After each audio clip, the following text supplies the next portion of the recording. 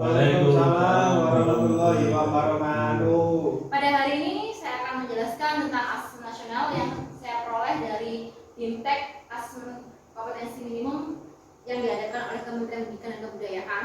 Untuk lebih jelasnya asesmen nasional itu apa, kita lihat next.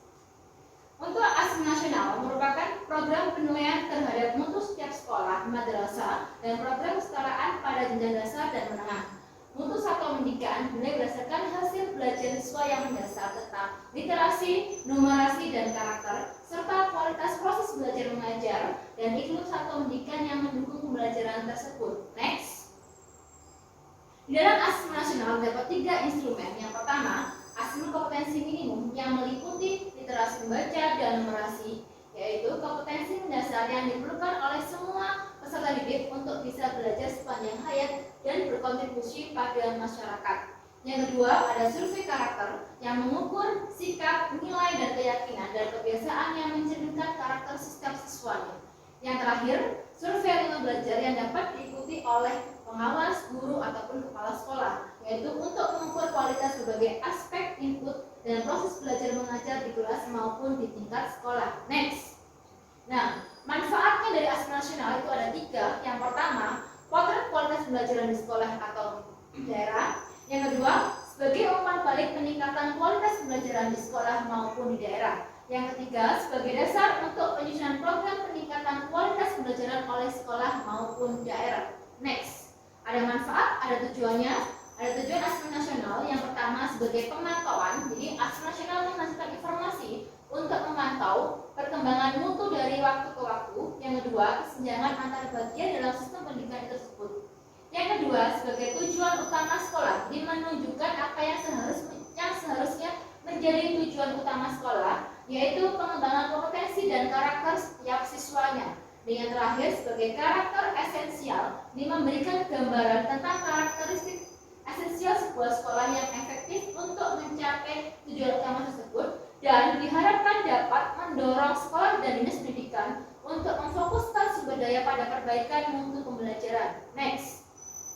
Nah, ini ada perbandingan antara asesmen nasional dan ujian nasional. Kita lihat pada kriteria pembandingnya antara asesmen nasional dan ujian nasional. Untuk tujuan pelaksanaannya, asesmen nasional untuk mengevaluasi mutu terkait sistem satuan pendidikan, dan untuk ujian nasional itu hanya mengevaluasi capaian hasil belajar siswanya secara individu. Untuk jenjang penilaiannya sama antara asesmen nasional dan ujian nasional, yaitu dari SD, SMP, SMA, ataupun program kesetaraan pada jenjang menengah dan dasar. Untuk level siswanya, asesmen nasional itu membidik yaitu siswa kelas 5, 8, dan 9, sedangkan ujian nasional adalah seluruh siswa yang mengikuti ujian nasional kelas 6, 9, ataupun 12. Untuk model soalnya, asesmen nasional itu ada pilihan ganda, menjodohkan isian singkat dan uren, sedangkan ujian nasional hanya pilihan ganda dan isian singkat. Untuk sasaran menilainya, asesmen nasional lebih kompleks, yaitu kompetensi literasi, numerasi, dan karakter serta kualitas dan iklim satuan pendidikan yang mendukung proses pembelajaran tersebut. Sedangkan ujian nasional hanya penguasaan terhadap konten atau materi mata pelajaran. Untuk metode penilaiannya, asesmen nasional hanya menggunakan MSAT atau Computerized Multistage Adaptive Testing, sedangkan ujian nasional Computer Based Test atau Paper Based Test. Jadi sekolah bisa memilih CBT atau Paper Based Test. Next. Nah, poin-poin yang penting dalam asesmen ini adalah untuk murid. Jadi murid tidak perlu menyiapkan secara khusus asesmen nasional ini. Jadi murid bisa fokus pada ujian sekolahnya dan seleksi masuk pada jenjang pendidikan selanjutnya. Untuk guru, meningkatkan kemampuan melakukan asesmen serta melakukan pembelajaran yang menentukan daya nalar dan karakter secara utuh. Sekolah memfasilitasi prasarana dan sarana yang ada untuk asesmen nasional, dan guru untuk melakukan refleksi dan perbaikan pembelajaran. Yang terakhir, untuk orang tua tidak perlu lagi mencari dengan belajar ataupun buku latihan asesmen nasional.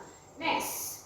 Nah, setelah kita mempelajari apa itu asesmen nasional, untuk lebih jelasnya dan detailnya, Bapak Ibu guru dapat belajar secara mandiri dengan membuka program guru belajar seri asesmen kompetensi minimum yang diadakan oleh Kementerian Pendidikan dan Kebudayaan. Syaratnya Bapak Ibu terdaftar sebagai anggota SIM PKB. Apakah Bapak Ibu sudah terdaftar di SIM PKB? Sudah. Nah, kalau sudah berarti bisa lanjut di dalam program presentasi belajar ATM ini. Nah, next untuk kegiatannya ada 2. Yang pertama tahap BIMTEK. Setelah selesai tahap BIMTEK, jika nilainya minimal 70 bisa mengikuti tahap pengibasan. Apakah ada pertanyaan? Pertanyaan sampai sini sudah jelas semuanya? Jelas. Kalau sudah jelas, saya akhiri untuk presentasi pembelajaran hari ini.